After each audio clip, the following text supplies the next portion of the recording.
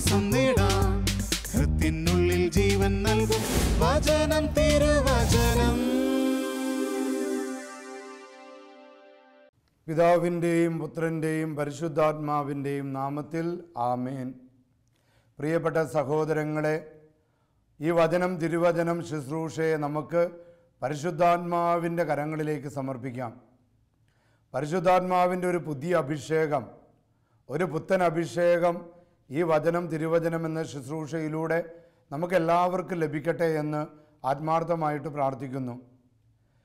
ഇന്ന് പരിശുദ്ധാത്മാവിനാൽ പ്രേരിതനായി നമ്മുടെ വിചിന്തനത്തിനായി ഞാൻ ഒരുങ്ങിയിരിക്കുന്നത് പരിശുദ്ധ അമ്മ, പരിശുദ്ധ മറിയം എൻ്റെ അമ്മ എന്നൊരു ചിന്തയാണ്. പ്രിയപ്പെട്ടവരെ, പരിശുദ്ധ മറിയത്തെ എൻ്റെ അമ്മയായി കാണുമ്പോൾ പരിശുദ്ധ മറിയം എൻ്റെ ജീവിതത്തിൻ്റെ ഭാഗമായിട്ട് മാറുകയാണ്. അമ്മമാരെന്ന് പറയുന്നത് നമ്മുടെ ഒരു വികാരമാണ്. അമ്മ നമ്മുടെ സ്നേഹമാണ്. അമ്മ നമ്മുടെ ഹൃദയമാണ്. നമ്മുടെ അമ്മ കാണാൻ ഭംഗിയില്ലെങ്കിലും, അവൾ വൃദ്ധയാണെങ്കിലും, അവൾ രോഗിയാണെങ്കിലും, അവൾക്ക് ബുദ്ധിയില്ലെങ്കിലും, പ്രിയപ്പെട്ടവരെ, ഈ ലോകത്തിലെ എല്ലാറ്റിനേക്കാൾ വലുത് നമുക്ക് നമ്മുടെ അമ്മയാണ്. അമ്മമാരുടെ സ്നേഹത്തെക്കുറിച്ച് പറയുമ്പോൾ നമുക്ക് ഒരുപാട് സംഭവങ്ങൾ പറയാൻ സാധിക്കും. എന്നാൽ ഇന്ന് ഞാൻ പറയാൻ ആഗ്രഹിക്കുന്നത് 2016 ഡിസംബർ മാസം 20-ാം തീയതി കേരളത്തിലെ ഏറ്റവും പ്രമുഖമായ ഒരു പത്രത്തിൽ വന്നൊരു വാർത്തയാണ്. ആ വാർത്തയുടെ പേരിങ്ങനെയായിരുന്നു, അമ്മ ഇനി വെൺമേഘങ്ങളിൽ. ഇത് എറണാകുളം കാക്കനാട് കളക്ട്രേറ്റിനടുത്തുള്ള ഒരു 14 നില കെട്ടിടത്തിൻ്റെ മുകളിൽ നിന്ന് സംഭവിച്ച ഒരു കാര്യത്തെക്കുറിച്ചാണ് ഈ പത്രം എഴുതിയിരിക്കുന്നത്. ആ കളക്ട്രേറ്റിനോട് ചേർന്നുള്ള ഈ 14 നില ഫ്ലാറ്റിൽ 14-ാം നിലയിൽ താമസിച്ചിരുന്ന ഒരമ്മ എന്തിനോ വേണ്ടി ഒന്ന് പുറത്തേക്ക് ഇറങ്ങിയപ്പോൾ ഡോറ് താനെ അടഞ്ഞുപോയി. തൻ്റെ കുഞ്ഞ് മുറിക്കുള്ളിൽ ഒറ്റക്കായി. കുഞ്ഞിൻ്റെ നിലവിളി അവൾ ഭയന്ന്, കുഞ്ഞിനെ ഓർത്ത് വെപ്രാളം പൂണ്ട അവൾ കുഞ്ഞിനെ പുറത്തിറക്കാൻ അവൾ പരിശ്രമിക്കുന്ന കാര്യമാണ് ആ പത്രത്തിലുള്ളത്. സെക്യൂരിറ്റി ജീവനക്കാർ ഉൾപ്പെടെ ആ റൂമിൽ കടന്ന് കുഞ്ഞിനെ രക്ഷിക്കാനുള്ള വഴി തേടുമ്പോൾ ഈ കുഞ്ഞിൻ്റെ അമ്മ, അവളുടെ പേര് മേഘ എന്നാണ്, സ്വയം സാഹസികയായിട്ട് അവൾ മാറുകയാണ്. ഓപ്പൺ ബാൽക്കണിയിലൂടെ തൊട്ടടുത്ത റൂമിൽ നിന്ന്, തൊട്ടടുത്ത വീട്ടിൽ നിന്ന് അരമതിലിൽ ചവിട്ടി തൊട്ടപ്പുറത്ത് ഇരുമ്പ് ഗ്രില്ലിൽ തൂങ്ങി വീടിൻ്റെ പിൻഭാഗത്തേക്ക് കയറാൻ അവൾ പരിശ്രമിക്കുക. താഴോട്ട് നോക്കിയാൽ ആരെയും ഭയപ്പെടുത്തുന്ന ആ ഉയരം മറന്ന് ഇരുമ്പ് ഗ്രില്ലിലൂടെ പിടിച്ച് തൻ്റെ വീട്ടിലേക്ക്, ആ ഓപ്പൺ ബാൽക്കണിയിലേക്ക് എത്താൻ വേണ്ടി പരിശ്രമിക്കുന്ന മേഘ. പരിശീലനം നേടിയ രക്ഷാപ്രവർത്തകർ പോലും വളരെ ജാഗ്രതയോടെ ചെയ്യുന്ന ഒരു കാര്യം, യാതൊരുവിധ മുന്നൊരുക്കവുമില്ലാതെ തൻ്റെ കുഞ്ഞിനെ രക്ഷിക്കണം, അല്ലെ തൻ്റെ കുഞ്ഞിൻ്റെ നിലവിളി കേട്ട് അതിസാഹസികമായിട്ട് ഈ അമ്മ ആ ഗ്രില്ലിലൂടെ പിടിച്ചു കയറുകയാണ്. 170ഓളം അടി ഉയരത്തിലാണ് ആ ഗ്രില്ല്. അതിൽ അള്ളിപ്പിടിച്ച് കയറാൻ അസാമാന്യ ധൈര്യമാണ് ഈ അമ്മ കാണിച്ചത്. പക്ഷേ പ്രിയപ്പെട്ടവരെ, അവളുടെ പിടി വിട്ടുപോയി. 170 അടി ആ താഴ്ചയിലേക്ക് അവൾ വീണ് അവൾ തൽക്ഷണം മരിക്കുകയുണ്ടായി. മക്കളുടെ കാര്യം വരുമ്പോൾ ഏതറ്റം വരെ പോകാൻ മടി കാണിക്കാത്ത ഒരമ്മയെക്കുറിച്ചാണ് ഞാനിപ്പോൾ സൂചിപ്പിച്ചത്. വേറൊരു സംഭവം, ഇത് ഒരുപാട് നാളുകൾക്ക് മുൻപ് പത്രത്തിൽ വായിച്ച ഓർമ്മയിൽ പറയുന്നതാണ്. ഒരിക്കലൊരു കുഞ്ഞ് ഒരു പൊട്ടക്കിണറ്റിലേക്ക് വീണു. ആ കുഞ്ഞിനെ രക്ഷിക്കാൻ എല്ലാം മറന്ന അമ്മ പൊട്ടക്കിണറ്റിലേക്ക് എടുത്ത് ചാടുകയാണ്. അപ്പം ആ കിണറ്റിൽ വളരുന്ന ചെടി അക്കാലത്ത് ആരോ വെട്ടിവെച്ചത് കൊണ്ട് അമ്മ ചെന്ന് വീഴുന്നത് ഇങ്ങനെ കൂർത്തിരിക്കുന്ന ചെടിയുടെ വേരിലേക്കാണ്. അവളുടെ വയറ്റിലാണ് ആ കമ്പ് കുത്തിക്കയറിയത്. പ്രിയപ്പെട്ടവരെ, അവളുടെ ആ മുറിവിൽ നിന്ന് രക്തം ഒഴുകിക്കൊണ്ട് കിണറ്റിലേക്ക് വീണപ്പോഴും വെള്ളത്തിൽ മുങ്ങിത്താഴ്ന്നുകൊണ്ടിരുന്ന കുഞ്ഞിനെ തൻ്റെ ജീവൻ മറന്നും തൻ്റെ വേദന മറന്നും എടുത്ത് ഉയർത്തിപ്പിടിച്ചിരിക്കുന്ന ആ കുഞ്ഞിനെ രക്ഷിച്ച അമ്മമാർ. പ്രിയപ്പെട്ടവരെ, ഇങ്ങനെ എത്രയോ കഥകളാണ് നമുക്ക് നമ്മുടെ അമ്മമാരെ കുറിച്ച് പറയാനുള്ളത്. അതുകൊണ്ടാണ് നമ്മുടെ അമ്മ നമ്മുടെ ജീവിതത്തിൽ നമുക്ക് എല്ലാറ്റിനേക്കാൾ വലുത് നമ്മുടെ അമ്മയാണെന്ന് പറഞ്ഞത്. അമ്മമാരുടെ ശക്തിയെക്കുറിച്ച്, അല്ലെങ്കിൽ അമ്മമാരുടെ ശക്തി, ദ പവേഴ്സ് ഓഫ് മദർ എന്ന പേരിലൊരു സംഘടനയുണ്ട്. ഷെല്ലി ലോക്ക് എന്ന് പറയുന്ന ഒരു സ്ത്രീയാണ് അതിൻ്റെ എക്സിക്യൂട്ടീവ് ഓഫീസർ. ഒരിക്കൽ അവർ ഒരു ലേഖനം എഴുതി. ആ ലേഖനത്തിൻ്റെ പേരാണ് മാതൃത്വത്തിൻ്റെ മാഹാത്മ്യം, ദ മാഗ്നിഫിസൻസ് ഓഫ് മദർഹുഡ്. അമ്മയേക്കാൾ വലിയ ഒരു സംഗതി ഈ ലേഖനത്തിൽ പറയുകയാണ്. അമ്മയേക്കാൾ വലിയൊരു സംഗതി ഈ ലോകത്തിലില്ല. തൻ്റെ കുഞ്ഞിൻ്റെ ഹൃദയം തൻ്റെ കൈകളിലെടുക്കാൻ കഴിവുള്ളവളാണ് അമ്മ. ഈ ലോകത്തിൽ അങ്ങനെ ഒരു കുഞ്ഞിൻ്റെ ഹൃദയം സ്വന്തം കൈകളിലെടുക്കാൻ വേറെ ആർക്കും സാധിക്കില്ല. ചുരുക്കി പറഞ്ഞാൽ ലോകത്തിൻ്റെ ഭാവി അവളുടെ ഉദരത്തിലും അവളുടെ ഹൃദയത്തിലുമാണ്. ലോകത്തിൻ്റെ ഭാവി അവളുടെ ഹൃദയത്തിലും അവളുടെ ഉദരത്തിലും അവളുടെ കൈകളിലുമാണ്. ദൈവത്തിന് പ്രിയപ്പെട്ടവരെ സംരക്ഷിക്കുന്ന ദേവാലയമാണ് അമ്മമാരുടെ ഉദരം. ഓരോ കുഞ്ഞുങ്ങളും മാലാഖ കുഞ്ഞുങ്ങളാണ്. ഈ കുഞ്ഞുങ്ങളെ സംരക്ഷിക്കുന്ന ദൈവത്തിൻ്റെ ദേവാലയമാണ് ഓരോ അമ്മമാരുടെ ഉദരങ്ങൾ. പ്രിയപ്പെട്ട സഹോദരങ്ങളെ, ഇവിടെയാണ് പരിശുദ്ധ മറിയം എൻ്റെ അമ്മ എന്ന് പറയുന്ന വിചിന്തനത്തിലേക്ക് ഞാൻ നിങ്ങളെ ക്ഷണിക്കുന്നത്. യോഹന്നാൻ്റെ സുവിശേഷം 2-ാം അധ്യായം 1 മുതൽ 11 വരെയുള്ള വാക്യത്തിൽ ആ ഭാഗത്തിന് കൊടുത്തിരിക്കുന്ന പേര് കാനായിലെ കല്യാണം അല്ലെങ്കിൽ വിവാഹ വിരുന്ന് എന്നാണ്.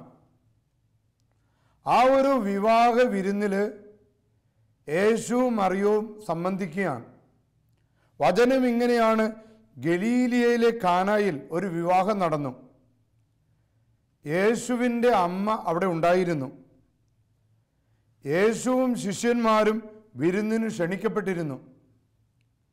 അവിടെ വീഞ്ഞ് തീർന്നു പോയപ്പോൾ യേശുവിൻ്റെ അമ്മ അവനോട് പറഞ്ഞു, അവർക്ക് വീഞ്ഞില്ല. യേശു അവളോട് പറഞ്ഞു, സ്ത്രീയെ, എനിക്കും നിനക്കും എന്ത്? എൻ്റെ സമയം ഇനിയും ആയിട്ടില്ല.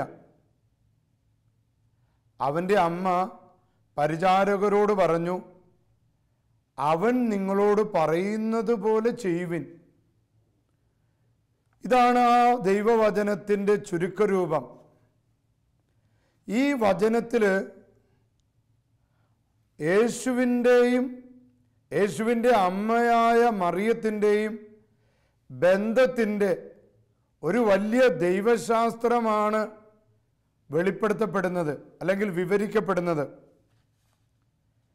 ഇവിടെ മറിയം സ്ത്രീയായും യേശുവിൻ്റെ അമ്മയായും എഴുതപ്പെട്ടിരിക്കുകയാണ്. ആ വചനത്തിൽ നാം വായിക്കുന്നുണ്ട്, മറിയത്തെ സ്ത്രീ എന്നും വിളിക്കുന്നുണ്ട്, മറിയത്തെ യേശുവിൻ്റെ അമ്മ എന്നും ആ വചനത്തിൽ എഴുതപ്പെട്ടിട്ടുണ്ട്. അപ്പോൾ ഒരു സ്ത്രീയിൽ നിന്ന് അമ്മയിലേക്കുള്ള ദൂരം, ഒരു സ്ത്രീയിൽ നിന്ന് അമ്മയിലേക്കുള്ള ദൂരം എന്ന് പറഞ്ഞ് ബഹുമാനപ്പെട്ട ജോസ് മാണിപ്പറമ്പിൽ അച്ഛൻ ആത്മാവിൻ്റെ വാൾ എന്ന തൻ്റെ പുസ്തകത്തിൽ വിവരിക്കുന്നുണ്ട്. അതിലെ ഒരു സാറ വാക്കറിൻ്റെ ഒരു കാര്യം പറയുന്നുണ്ട്. അതായത് ഈ സാറ വാക്കർ ഒരു വലിയ എഴുത്തുകാരിയാണ്, സാഹിത്യകാരിയാണ്. അവരോടൊരിക്കൽ ആരോ ചോദിച്ചു, ഒരു സ്ത്രീ അമ്മയാകുമ്പോൾ എന്താണ് സംഭവിക്കുന്നത്? ഈ ചോദ്യത്തിന് അവർ കൊടുത്ത മറുപടി ഇങ്ങനെയാണ്. വളരെ രസകരമായ മറുപടിയാണ്. നിങ്ങൾ വർഷങ്ങളായി താമസിക്കുന്ന വീട്ടിൽ ഇതുവരെ കാണാതിരുന്ന ഒരു വിചിത്ര മുറി പ്രത്യക്ഷപ്പെടുന്നു. അതുപോലെയാണ് ഒരു കുഞ്ഞു വീട്ടിൽ വരുന്നത്. അവിടെ എല്ലാം മാറുന്നു. എല്ലാം ഒരു കുടുംബത്തിൻ്റെ, ഒരു സ്ത്രീയുടെ ജീവിതത്തിൽ വലിയ മാറ്റം വരികയാണ്. എനിക്കൊരു പെൺകുട്ടിയെക്കുറിച്ചറിയാം.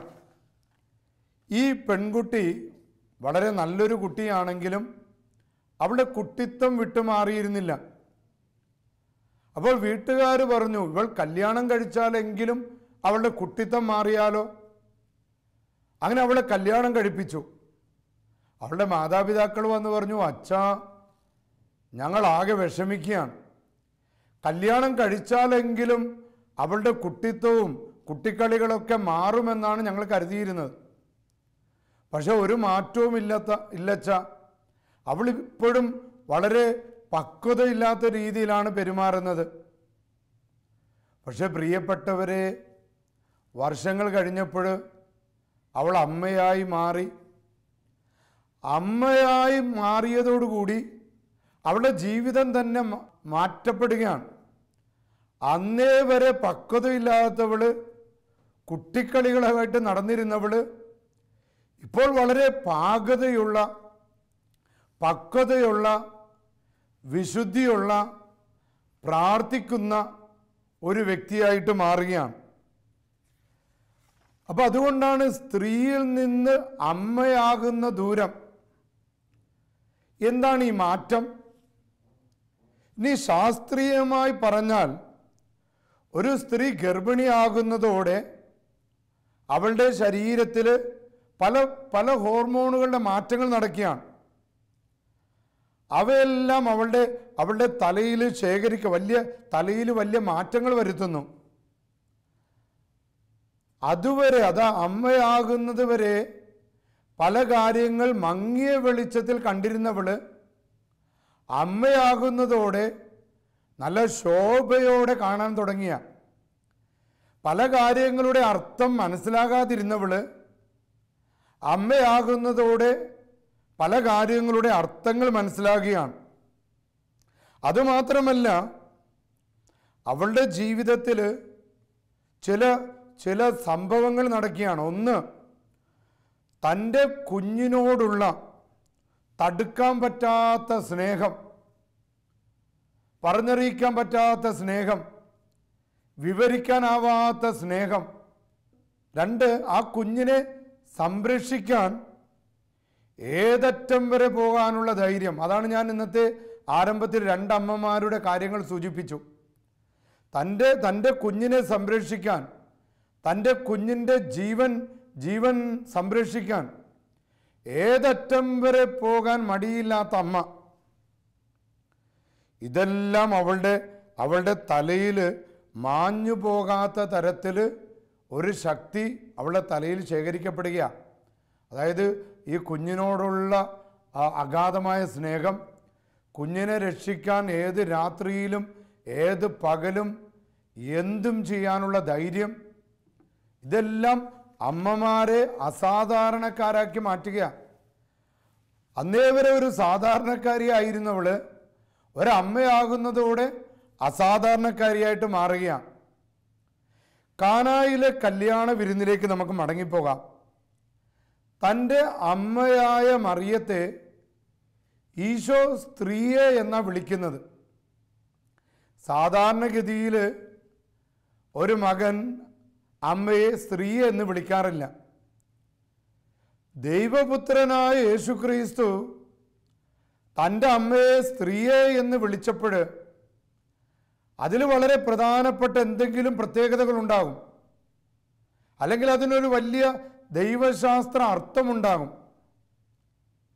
ആ ഒരു പ്രത്യേകതയിലേക്കാണ് നമുക്കിന്ന് ചിന്തിക്കേണ്ടത്. മറിയത്തെ സ്ത്രീ എന്ന് വിളിച്ചത് എന്താണ്? യഥാർത്ഥത്തിൽ സ്ത്രീയെക്കുറിച്ച് ബൈബിൾ എന്താണ് പറയുന്നത്? സ്ത്രീ എന്ന വാക്കിന് ബൈബിൾ ഏതെങ്കിലും തരത്തിലുള്ള ഒരു നിർവചനം തരുന്നുണ്ടോ? ആരാണ് ബൈബിളിലെ സ്ത്രീ?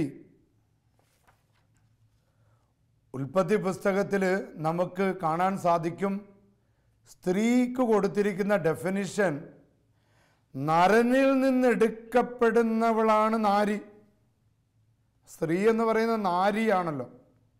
അപ്പം നരനിൽ നിന്ന് എടുക്കപ്പെട്ടവളാണ് നാരി. ഉൽപ്പത്തി പുസ്തകം 2-ാം അധ്യായം 22 മുതൽ 23 വരെ നാം വായിക്കുന്നുണ്ട്. മനുഷ്യനിൽ നിന്നെടുത്ത വാരിയെല്ലുകൊണ്ട് അവിടുന്ന് ഒരു സ്ത്രീക്ക് രൂപം കൊടുത്തു, അവളെ അവൻ്റെ മുമ്പിൽ കൊണ്ടുവന്നു. അപ്പോൾ അവൻ പറഞ്ഞു, ഒടുവിൽ ഇതാ എൻ്റെ അസ്ഥിയിൽ നിന്നുള്ള അസ്ഥിയും മാംസത്തിൽ നിന്നുള്ള മാംസവും നരനിൽ നിന്നെടുക്കപ്പെട്ടതുകൊണ്ട് നാരി എന്ന് ഇവൾ വിളിക്കപ്പെടും. അപ്പോൾ ബൈബിള് സ്ത്രീക്ക് കൊടുത്തിരിക്കുന്ന ഡെഫിനിഷനാണ്. അപ്പോൾ നമുക്ക് വേറൊരു ചോദ്യം ചോദിക്കണം. അങ്ങനെയെങ്കിൽ ആരാണ് നരൻ? യോഹന്നാന്റെ സുവിശേഷം 1-ാം അധ്യായത്തിൽ പീലിപ്പോസും നത്താനായേലും യേശുവുമായി സംഭാഷണത്തിൽ ഏർപ്പെടുകയാണ്. നത്താനായേൽ പറഞ്ഞു, റബ്ബി, യേശുവിനോട് പറയാ, റബ്ബി, അങ്ങ് ദൈവപുത്രനാണ്, അങ്ങ് ഇസ്രായേലിൻ്റെ രാജാവാണ്, അങ്ങ് മനുഷ്യപുത്രനാണ്. ഉടനെ തന്നെ ഈശോ പറയുന്നത്, ഈശോ ഉടനെ ഒരു വലിയ ദൈവശാസ്ത്രം അവിടെ പറയുകയാണ്. തന്നെ സ്വയം വെളിപ്പെടുത്തി കൊടുത്തുകൊണ്ട് പറയുക, സ്വർഗം തുറക്കപ്പെടുന്നതും നത്താനായേലിനോടും പീലിപ്പോസിനോടും പറയുക, പ്രിയപ്പെട്ട സഹോദരങ്ങളെ, സ്വർഗം തുറക്കപ്പെടുന്നതും ദൈവദൂതന്മാർ കയറിപ്പോകുന്നതും മനുഷ്യപുത്രൻ്റെ മേൽ ഇറങ്ങി വരുന്നതും നിങ്ങൾ കാണും. അപ്പോൾ ഈ വചനങ്ങൾ സൂചിപ്പിക്കുന്നത് യേശുവാണ് മനുഷ്യപുത്രൻ എന്നാണ്. അതായത് അവനാണ് നരൻ. സ്വർഗത്തിൽ നിന്ന് ഭൂമിയിലേക്ക് ഇറങ്ങുവാനും ഭൂമിയിൽ നിന്ന് സ്വർഗത്തിലേക്ക് കയറുവാനും വെച്ചിരിക്കുന്ന യാക്കോബിൻ്റെ ഗോവണിയാണ് യേശുക്രിസ്തു. നസ്രത്തിലെ ആ യേശു യാക്കോബിൻ്റെ ഗോവണിയായി മാറുക. സ്വർഗവും ഭൂമിയും തമ്മിലുള്ള ബന്ധം യേശുക്രിസ്തുവിലൂടെ സംഭവിക്കുക. ശാരീരികമായി യേശുവിന് ജന്മം കൊടുത്ത മറിയം മനുഷ്യപുത്രനായ യേശുവിൽ നിന്ന് പിറന്നു വീഴുന്നു. അപ്പൊ യേശുക്രിസ്തു നരനിൽ നിന്ന് വരുന്നവനാണ് നാരി. സ്വർഗവും ഭൂമിയും തമ്മിൽ ബന്ധിപ്പിക്കുന്ന മനുഷ്യപുത്രനാണ് ക്രിസ്തു. അപ്പൊ ക്രിസ്തുവിൽ നിന്ന് വരുന്ന നാരിയാണ് പരിശുദ്ധ മറിയം.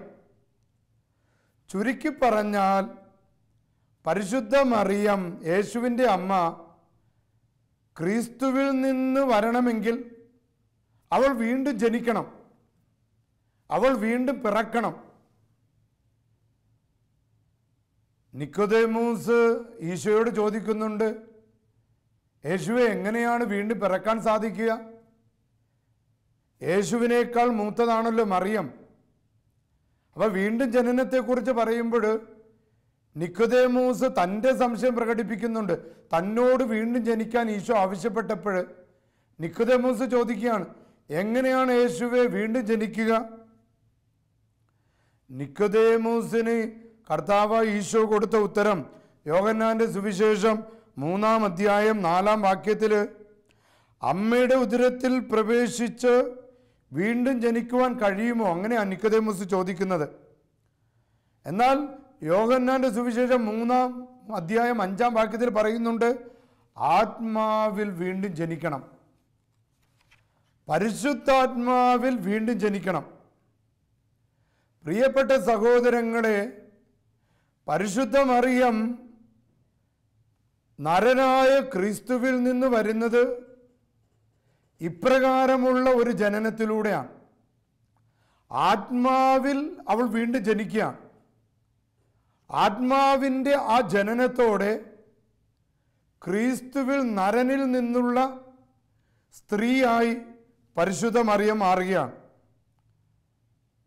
അതായത് നരനായ യേശുവിൽ നിന്ന് എടുക്കപ്പെട്ടവളാണ് സ്ത്രീയായ മറിയം. ആത്മാവിൽ ജനിച്ച് സ്വർഗരാജ്യത്തിൽ അവൾ എത്തപ്പെടുകയാണ്. സ്വർഗരാജ്യത്തിലേക്കുള്ള വഴി നമുക്കറിയാം, കാൽവരി മലയുടെ കുരിശിൻ ചുവട്ടിലാണ്. ആ കുരിശിൻ ചുവട്ടിൽ സ്ത്രീയിൽ നിന്നുള്ള ഒരു വലിയ ദൈവവിളി, അമ്മയാകാനുള്ള ദൈവവിളി മറിയത്തിന് ലഭിച്ചിരിക്കുക. ആ മറിയം ഈശോയുടെ കാൽവരി മലയിലെ കുരിശിൻ ചുവട്ടിൽ നിൽക്കുകയാണ്. ആ സമയത്താണ് നമ്മുടെ ഇന്നത്തെ ധ്യാനത്തിൻ്റെ ചിന്താവിഷയം മറിയം എൻ്റെ അമ്മ. എങ്ങനെയാണ് മറിയം എൻ്റെ അമ്മയായത്? ലോകത്തെ മുഴുവൻ രക്ഷിക്കുന്ന സ്വർഗീയമായ നിമിഷത്താൽ ആത്മാവിൽ വീണ്ടും ജനിച്ച് സ്ത്രീയായി നിൽക്കുന്ന പരിശുദ്ധ മറിയം, യേശുക്രിസ്തുവിനാൽ വീണ്ടും ക്രിസ്തു നൽകിയ ആത്മാവിനാൽ വീണ്ടും ജനിച്ച മറിയം ഒരു വലിയ ദൈവവിളി സ്വീകരിക്കുക. അത് മറ്റൊന്നുമല്ല, ക്രിസ്തു താൻ സ്നേഹിക്കുന്ന തൻ്റെ ശിഷ്യനെ നോക്കിക്കൊണ്ട് മറിയത്തെ ചൂണ്ടിക്കാണിച്ചുകൊണ്ട് പറഞ്ഞു, ഇതാ നിന്റെ അമ്മ. അമ്മയാകാനുള്ള വലിയൊരു വിളി, ഒരു ആത്മാവിൽ വീണ്ടും ജനിച്ചത് മൂലം പരിശുദ്ധ അമ്മയ്ക്ക് ലഭിച്ച വലിയൊരു വിളിയാണ്. താൻ സ്നേഹിച്ച തൻ്റെ പ്രിയപ്പെട്ട ശിഷ്യനായ യോഹന്നാന്റെ മാത്രം അമ്മയാകാനുള്ള വിളിയല്ലത്. ആ ഒരൊറ്റ ദൈവശാസ്ത്രത്തിലൂടെ ക്രിസ്തു സ്നേഹിക്കുന്ന എല്ലാ ശിഷ്യരുടെയും, ക്രിസ്തുവിനെ സ്നേഹിക്കുന്ന എല്ലാ മനുഷ്യരുടെയും അമ്മയായിട്ട് മറിയം മാറുകയാണ്. ഉൽപ്പത്തി പുസ്തകത്തിൽ തൻ്റെ ഭാര്യയായ ഹവ്വയെ നോക്കിക്കൊണ്ട് ഉൽപ്പത്തി 3-ാം അധ്യായം 20-ാം വാക്യത്തിൽ ഹവ്വയെ എല്ലാ ജീവനുള്ളവരുടെ അമ്മയാണവളെന്ന് ആദം വിളിക്കുന്നുണ്ട്. പ്രിയപ്പെട്ടവരെ, കാനായിൽ വെച്ച് സ്ത്രീയായി തീർന്ന മറിയം കാൽവരിയിൽ വെച്ച് അവൾ അമ്മയായി തീർന്നു. സ്ത്രീയിൽ നിന്ന് അമ്മയാകാനാണ് ഈശോ അവളിൽ നിന്ന് ആവശ്യപ്പെടുന്നത്.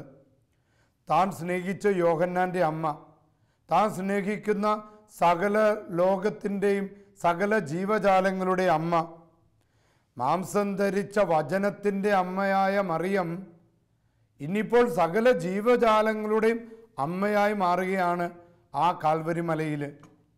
പ്രിയപ്പെട്ടവരെ, കർത്താവായ യേശുവിനെ രക്ഷകനും നാഥനുമായി സ്വീകരിക്കുന്ന നമുക്കെല്ലാവർക്കും ലഭിച്ച ഏറ്റവും വലിയ സമ്മാനമാണ് പരിശുദ്ധ മറിയം, നമ്മുടെ അമ്മ.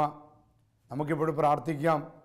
പരിശുദ്ധ മറിയത്തിൻ്റെ മാധ്യസ്ഥ ശക്തി ഏറ്റവും കൂടുതൽ ആവശ്യമായി വരുന്ന ഒരു കാലഘട്ടത്തിലാണ്. ആ അമ്മയുടെ സ്നേഹം നമ്മെ എല്ലാ രോഗങ്ങളിൽ നിന്ന്, എല്ലാ അപകടങ്ങളിൽ നിന്ന്, എല്ലാ അസ്വസ്ഥതകളിൽ നിന്ന്, പൈശാചിക ബന്ധനങ്ങളിൽ നിന്ന്, ശത്രുക്കളിൽ നിന്ന്, എല്ലാ തിന്മകളിൽ നിന്ന്, ചീത്ത കൂട്ടുകെട്ടുകളിൽ നിന്ന് നമ്മളെയും നമ്മുടെ കുടുംബങ്ങളെയും പരിശുദ്ധ അമ്മയുടെ മേലങ്കിയാൽ സംരക്ഷിക്കപ്പെടട്ടെ എന്ന് ആത്മാർത്ഥമായിട്ട് പ്രാർത്ഥിക്കുന്നു. നമുക്കെല്ലാവർക്കും അല്പനേരം പരിശുദ്ധ മറിയത്തിനോടൊപ്പം പ്രാർത്ഥിക്കാം. നന്മ നിറഞ്ഞ മറിയമേ സ്വസ്തി, സ്ത്രീകളിൽ അനുഗ്രഹീതേ, ഞങ്ങളുടെ മേൽ കരുണയായിരിക്കണമേ. ലോകത്തിൻ്റെ മേൽ കരുണയായിരിക്കണമേ. ഞങ്ങളുടെ കുടുംബങ്ങളുടെ മേൽ കരുണയായിരിക്കണമേ. പിതാവിൻ്റെയും പുത്രൻ്റെയും പരിശുദ്ധാത്മാവിൻ്റെയും നാമത്തിൽ ആമേൻ.